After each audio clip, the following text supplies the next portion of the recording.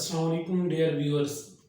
Global warming का आज हमारे पास दूसरा पार्ट है जिसमें हम इम्पैक्ट या इफेक्ट देखेंगे ग्लोबल वार्मिंग के और इसकी कंट्रोलिंग मेजर देखेंगे।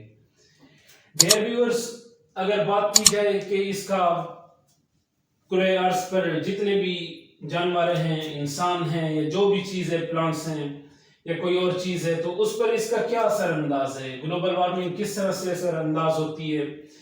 तो सबसे पहली बात ये है कि ग्लोबल क्लाइमेट जो है हमारी दुनिया का जो टेम्परेचर है ये उसको इंक्रीज करती है, टेम्परेचर को ये राइज अप करती है ग्लोबल वार्मिंग गैसेस की वजह से। दूसरा इफेक्ट जो है ये सी लेवल पर है। सी लेवल पर किस तरह से है, बिलफर्स ये समंदर है सारा, तो समंदर के करीब इधर ये सारे जो है बर्फ के तोदे पड़े हुए हैं, आइस केप पड़े हुए हैं। तो जैसे ही इन पर वो टेम्परेचर पड़ता है, इन पर वेव्स पड़ती हैं, हीट वेव्स पड़ती हैं, तो ये पिघलना शुरू कर देते हैं। तो जैसे ये पिघलते हैं तो इनके पिघलने की वजह से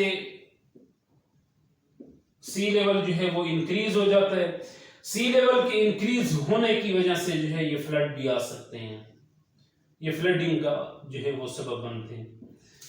इसके साथ साथ बायोडाइवर्सिटी को इसने रिड्यूस किया है। किस तरह से भी रिड्यूस किया है, अब बहुत सारे परिंदे ऐसे होते हैं जो कि अपने घोंसलों में दरख्तों के ऊपर रहते हैं, तो जैसे ही टेम्परेचर इंक्रीज होता है तो वो उस टेम्परेचर को बर्दाश्त नहीं कर सकते और वो मर जाते हैं। इस तरह से बायोडाइवर्सिटी जो है वो खत्म हो जाती है। इस तरह प्लांट्स के अंदर जो फोटोसिंथेसिस का प्रोसेस हो रहा होता है ये उसको भी रिड्यूस करते हैं। अब फोटोसिंथेसिस के लिए जो है वो 25 डिग्री सेंटीग्रेड टेम्परेचर रिक्वायर होता है, जबकि ग्लोबल वार्मिंग की वजह से टेम्परेचर मजीद इंक्रीज हो जाता है 45 to 50 डिग्री सेंटीग्रेड और मोर देन दिस। तो इस वजह से जो है वो फोटोसिंथेसिस का प्रोसेस भी स्टॉप हो जाता है और प्लांट जो है वो ग्रो नहीं कर सकते, मर जाते हैं वो भी। इसके साथ साथ एग्रीकल्चर पर भी इसका इफेक्ट है। किस तरह से इफेक्ट है, बिलफर्स एक जमीन है उसके ऊपर प्लांट्स वगैरह उगे हुए, तो अब जैसे ही टेम्परेचर इंक्रीज हुआ तो ये प्लांट जो है इस टेम्परेचर को टॉलरेट नहीं कर सकते, तो वो भी जो है मर जाते हैं। और दूसरी बात ये है कि इसके अलावा कार्बन डाइऑक्साइड की कंसंट्रेशन जो है ये भी बहुत ज्यादा हो जाती है। प्लांट ने जितनी इनटेक करनी होती है उतनी इनटेक नहीं कर पाते। फर्ज कर रहे हैं कि इन्होंने 10% कार्बन डाइऑक्साइड को इनटेक करना है। जैसे ही टेम्परेचर इंक्रीज होता है तो टेम्परेचर के इंक्रीज होने की वजह से कार्बन डाइऑक्साइड की कंसंट्रेशन भी इंक्रीज हुई, तो अब बिलफर्ज ये 20% है। अब प्लांट ने 10% करनी थी लेकिन अब 20% इधर है, तो ये भी प्लांट के लिए खतरा है।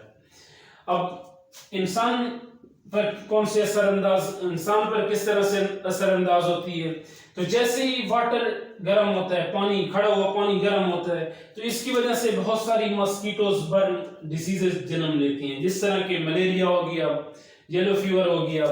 और इसके साथ साथ ग्लोबल वार्मिंग का सबसे बड़ा नुकसान जो इंसानी जिस्म पर पड़ता है वो है स्किन कैंसर का, स्किन कैंसर। अब इसके साथ साथ जैसे ही टेम्परेचर इंक्रीज होता है तो आपने देखा होगा कि हम गर्मियों के अंदर भी जो है जमीन के ऊपर पानी सूख जाते हैं। तो इस तरह जैसे ही टेम्परेचर के इंक्रीज होगा तो वाटर शॉर्टेज भी हो जाएगी। इसके अलावा हर जगह पर खुश्की होगी। इसके साथ साथ अगर जमीन को देखा जाए तो जमीन बिल्कुल बंजर और वीरान हो जाती है। तो ये इसके सारे इम्पैक्ट्स थे। अब अगर बात करें इसकी कंट्रोलिंग मेजर की, तो हमने पीछे भी देखा है कि डिफॉरेस्टेशन की वजह से कार्बन डाइऑक्साइड की कंसंट्रेशन में इजाफा होता है। अगर हम ज्यादा से ज्यादा दरख्त लगाएंगे, एफॉरेस्टेशन करेंगे, ज्यादा से ज्यादा दरख्त लगाएंगे, वो ज्यादा से ज्यादा कार्बन डाइऑक्साइड को एब्जॉर्ब करेंगे, जिसकी वजह से ग्लोबल वार्मिंग में कमी आ जाती है। अब ऐसा सस्टेनेबल एग्रीकल्चर इस्तेमाल करना चाहिए, ऐसी क्रॉप्स लगानी चाहिए जिनके अंदर ये एबिलिटी हो कि वो गैसेस को ज्यादा से ज्यादा एब्जॉर्ब कर सकें। इसके अलावा फोटोसिंथेटिक एलगी का यूज करना चाहिए, उसको उगाना चाहिए, ज्यादा से ज्यादा ग्रो करना चाहिए। इसके अलावा फॉसिल फ्यूल का कैरन रेट जो है उसको कट डाउन करना चाहिए, खत्म करना चाहिए। इसके साथ साथ कोयला को कम इस्तेमाल करना चाहिए और नेचुरल गैस जो है ये ज्यादा से ज्यादा, जिस तरह हमने पीछे बात की है मीथेन की, کہ دیہاتوں کے اندر لوگ گوبر یوز کرتے ہیں تو گوبر سے میتھین گیس پروڈیوس ہوتی ہے. اب میتھین گیس بھی گلوبل وارمنگ میں کنٹریبیوٹ کرتی ہے، لیکن جتنا کوئلہ نقصان دہ ہے یہ نیچرل گیس اتنی نقصان دہ نہیں ہے.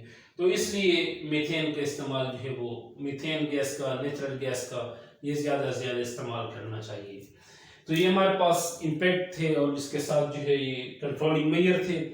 تو یہ ٹاپک بھی ہمارا ختم ہوا. تو نیکسٹ ویڈیو کے لیے آپ انتظار کریں. ویڈیو اچھی لگی ہو تو اس کو لائک بھی کریں، شیئر بھی کریں. بہت شکریہ. اللہ حافظ.